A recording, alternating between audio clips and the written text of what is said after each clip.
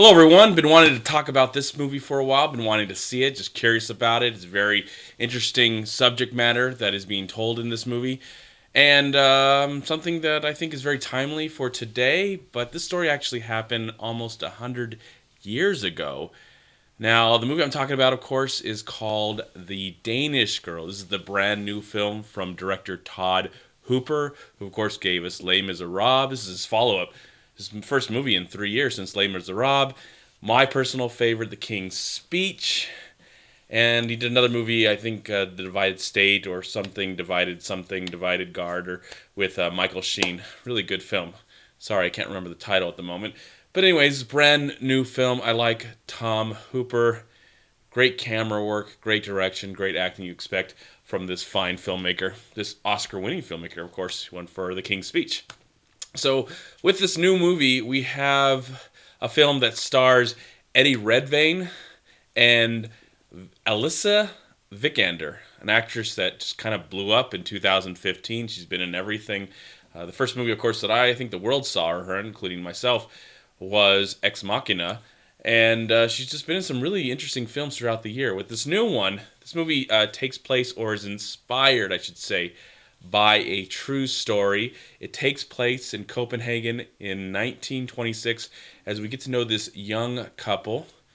They're both artists. They're both painters. They both live in Denmark, though they have really fine British accents and they speak in English. So there you go with that. But this film's dealing with a marriage. It's dealing with a relationship because the man, played by Eddie Redmayne, is contemplating who he really is. He's not really. He's had ideas throughout his life of what he thinks he is, but what he knows he is. He loves his wife. He loves his art, but he also wants to really become his true self, which is a woman. And he's dealing with that. At first it's kind of fun and play. They play, dress up and go to parties and stuff like that. But then it becomes something quite real, and their marriage is put to a lot of pressure because of what is going on. Again, a very timely story, a story that, or an idea that is more accepting today than it was back then. I believe this movie, as it said, is based on truth. It's inspired by truth. But after I saw the film, which I thought was a good movie, I have some issues with the film. It's not mainly the subject matter. I think the subject matter is fine, and it's handled in a very respectful way. But I went, after I saw the film, after I found out the film was an inspired, really heavy on the inspired telling of what happened to these people. I did a little bit of research and just wanted to find out what was the true story. And I feel like the true story should have been told here. You go online and go on to IMDb, and they'll explain that this movie is a fictionalized take on what really happened to this couple. And I know Hollywood's all about that. Some of the best films say that they're based on a true story, and then they're inspired, and the real story is probably more convincing, more exciting, more interesting than the movie itself. And that's the case with this one. I felt like I almost would have rather seen all the controversial subject matter that is actually from the true story about these two people that lived together. And I think that would have been more of an interesting film than the film that is presented here. It feels like they're trying to be more safe with this subject matter and focus on the fact that this man feels like he's a woman and wants to become a woman and will do anything in his means to become a woman. But I feel like the real story is so interesting, especially the take of the wife character is very different from what happened in real life. So, I feel like this is a little bit of a cop-out when it comes to what really happened in this story. But on the other hand, how is the film itself? Yes, I wish it would have presented in a different way, maybe in the language that is from Denmark, with actors that maybe we don't recognize, maybe a foreign language film.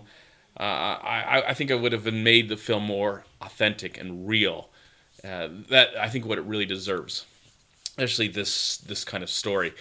But okay, it's a Tom Hooper film, so you expect great visuals, great direction, great cinematography. The score is Alexander Duplass, who also worked with him before in the past, and I believe got nominated for The King's Speech. Great composer. Wonderful composer. The music was my favorite part of the whole film. I just loved the music. I enjoyed the acting. Acting is great. Eddie Redmayne is a fabulous actor. Of course, he's won an Oscar, and also he's given us outrageous performances with Jupiter Ascending, a performance that he'll never be able to live down. One of the worst performances ever, and he is amazing in it. I hate that film, but you got to see the movie for at least his amazing performance. But don't forget that he also is a great actor. He can give off a performance that is worthy of Oscar consideration. Of course, he won this year, and he'll definitely be nominated for this one. Though I don't think he will win. I don't think he's worthy of winning, especially from what I've heard and what I've actually seen in the theater. Alyssa Vikander is really great in the movie as well. I don't know. It was kind of distracting. Everybody being so British, very melodramatically British. And that was just, it took me out of the film. It definitely took me out of the experience. Try and sympathize with the characters, what they're going through, and then at the same time be bombarded by all this movie stuff. All the movie that never really grabbed me emotional. The story is an emotional story. It's a lot of turmoil and strife and all that stuff that you want from a drama like this. But there's a lot of distractions as well that kind of took me out of the film. I think it's a good movie, definitely worth seeing at least once. And I just feel like a story like this, especially if it's coming from whatever production company made this, they deserve to be more respectful to the subject matter and be more truthful to maybe the real material, what really happened. That's the movie I want to see, because that seems like a very interesting film that examines not only this stuff that's going on with this person discovering herself for the very first time, but also the relationships. I think the relationship would be different, and I would love to see more with how the outside world, especially at that time, would take a certain situation like that. They hint on that just a little bit, but not that much. Maybe they don't want to beat you over the head with all that, but I felt a little beaten over the head with the way this movie presented itself, and I wish it was just a little bit better.